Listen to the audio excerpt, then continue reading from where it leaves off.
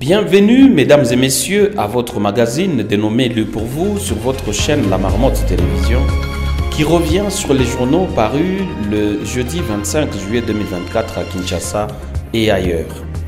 Honneur à Congo News pour l'ouvrir et le confrère titre à sa une « En froid avec Ruto, Tshisekedi enterre le processus de Nairobi ». Et c'est déjà sur sa première page le développement. Au cours d'un entretien sous la forme d'une discussion analytique accordée à l'initiative de sécurité en Afrique et à l'initiative de croissance en Afrique de Brookings Institute, le président Félix Tshisekedi a critiqué sévèrement la gestion du processus de paix de Nairobi tel que mené par son homologue kenyan William Ruto.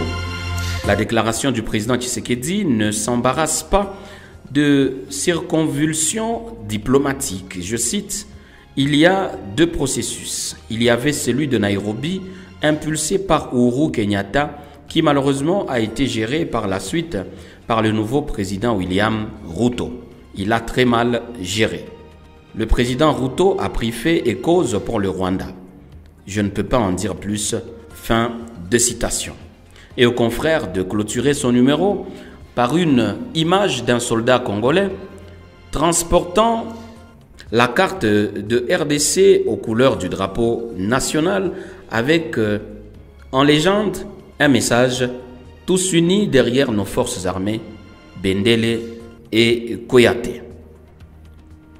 Agence congolaise de presse titre pour sa part à sa une « Guerre dans l'Est, les États-Unis sanctionnent de nouveau Corneille Nangaa ». Mais le confrère accorde tout de même importance à l'autre sujet d'actualité en titrant sur sa page 8 « Procès Nangaa, 2 des 5 prévenus reconnaissent leur participation au mouvement insurrectionnel. Je connais seulement Eric Nkuba, mais les 4 autres non. J'ai rencontré Eric Nkuba et Corneille Nangaa par 2 fois dans 2 réunions organisées par ces derniers. Je suis membre de l'Alliance du fleuve Congo, AFC. J'ai adhéré à Kigali. Ma mission au sein de cette structure était de sensibiliser les groupes armés pour qu'ils adhèrent au groupement. Je l'ai fait en toutes circonstances, a déclaré le prévenu Kanyanga Nyamashobo, alias Microbe. La Libération, pour sa part, un journal paraissant à Paris, revient sur sa page 6 sur la campagne électorale aux États-Unis d'Amérique et titre « Kamala Harris dans l'Amérique anti-Trump, une étoile est née ». Ce meeting de Kamala Harris était prévu et annoncé de longue date, sise dans les environnements des Milwaukee, très symboliquement à quelques kilomètres à peine de là où le Parti républicain avait tenu la semaine passée sa convention en forme de kermesse triomphale de Trump et son camp. Mais rien n'avait préparé les organisateurs à ce que l'événement marque la première représentation publique d'une Kamala Mania dont la mise à feu est claire en moins de 48 heures a défié tout précédent dans l'histoire politique américaine. Pour le Figaro, un autre journal paraissant à Paris, Netanyahou attendu devant un congrès américain divisé. Peut-on lire sur sa page 6. La venue de Benjamin Netanyahou devant le congrès américain mercredi est en elle-même un événement très attendu. Elle a pris un relief plus important encore avec le retrait dimanche de Joe Biden de la course à la Maison-Blanche et la candidature de Kamala Harris, désormais quasi certaine d'obtenir l'investiture du Parti démocrate.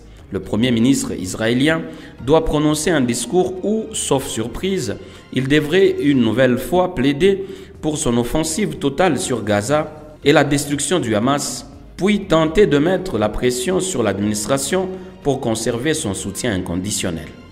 Le Parisien, avant de finir, est plutôt dans l'actualité sportive.